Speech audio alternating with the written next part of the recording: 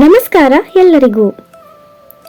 ನಾವು ಇಂದು ಬೆಳಗಾವಿಯಿಂದ 110 ಕಿಲೋಮೀಟರ್ ಸಮೀಪದಲ್ಲಿ ನೆಲೆಸಿರುವ ಶಬರಿಕೊಳ್ಳ ಹಾಗೂ ಅದರ ಐತಿಹಾಸಿಕ ಕಥೆ ಮತ್ತು ಶಬರಿಕೊಳ್ಳ ದೇವಸ್ಥಾನ ದರ್ಶನ ಪಡೆಯಲು ಹೊರಟಿದ್ದೇವೆ.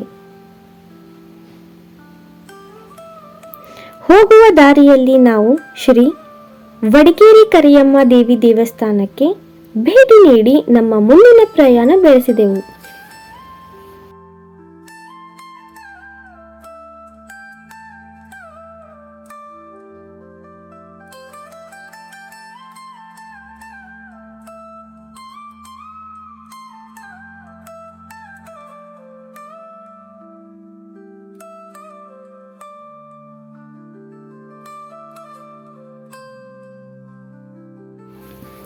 ಬೆಳಗಾವಿ ಜಿಲ್ಲೆಯ ರಾಮದುರ್ಗ ತಾಲೂಕಿನ ಸುರೇಭಾನ ಪಟ್ಟಣದ ಸಮೀಪವಿರುವ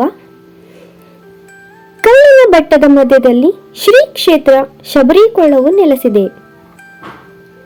ನಾವು ಇಂದು ಬೆಳಗಾವಿ ಜಿಲ್ಲೆಯ ರಾಮದುರ್ಗ ತಾಲೂಕಿನ ಸುರೇಭಾವಿ ಗ್ರಾಮದ ಶ್ರೀ ಕ್ಷೇತ್ರ ಶಬರಿಕೊಳ್ಳಕ್ಕೆ ನಾವು ನಿಮ್ಮನ್ನು ಎಲ್ಲರನ್ನು ಸ್ವಾಗತಿಸುತ್ತೇವೆ.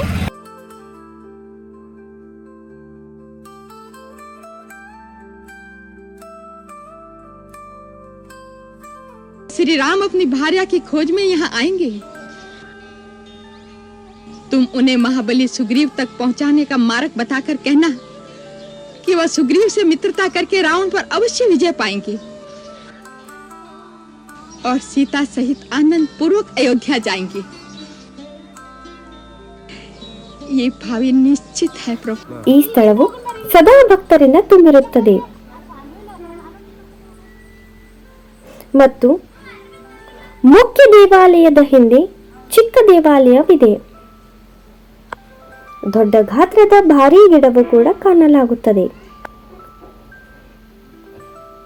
ಶ್ರೀ ಕ್ಷೇತ್ರದ ಶಬರಿಕೊಳ್ಳದ ದೇವಾಲಯವು 800 ರಿಂದ 1000 ವರ್ಷಗಳಷ್ಟು ಪುರಾತನ ಕಾಲದು.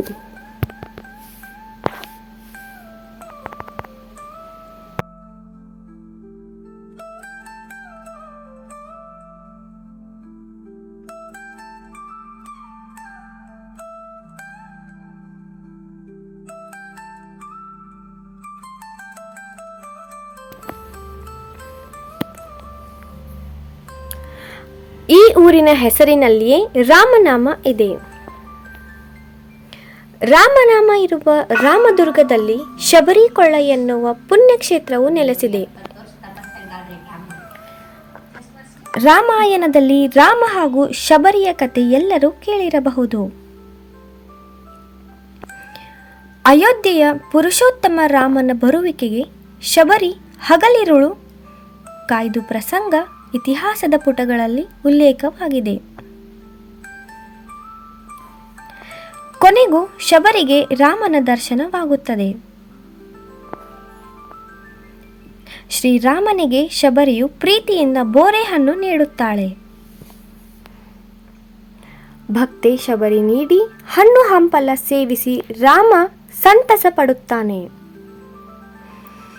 ಹೀಗೆ ರಾಮ ಹಾಗೂ ಶಬರಿ ಸಂಧಿಸಿದ ಜಾಗವೇ ಈ ಶಬರಿಕೊಳ್ಳ ಎನ್ನುವ ಐತಿಹ್ಯವಿದೆ. ವರ್ಷದ ಹಿಂದ 70 ವರ್ಷ ಅಮ್ಮ ರಾಮ ಬೆಟ್ಟಗಂಡಿ ಇಲ್ಲಿ ಬಂದ್ರಿ.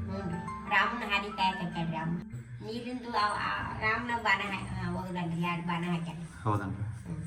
ಇಲ್ಲಿ ಬಂದಾಗ ನೀರ್ ಎದ್ದತ್ರಿ. ಗಿಡ ಇಲ್ಲ ರೀ, ಅವ್ರು ಬರ್ತಾರಂತೇಳಿ ಹಣ್ಣು ಆರಿಸಿಟ್ಟಿದ್ಲಂತ್ರಿ.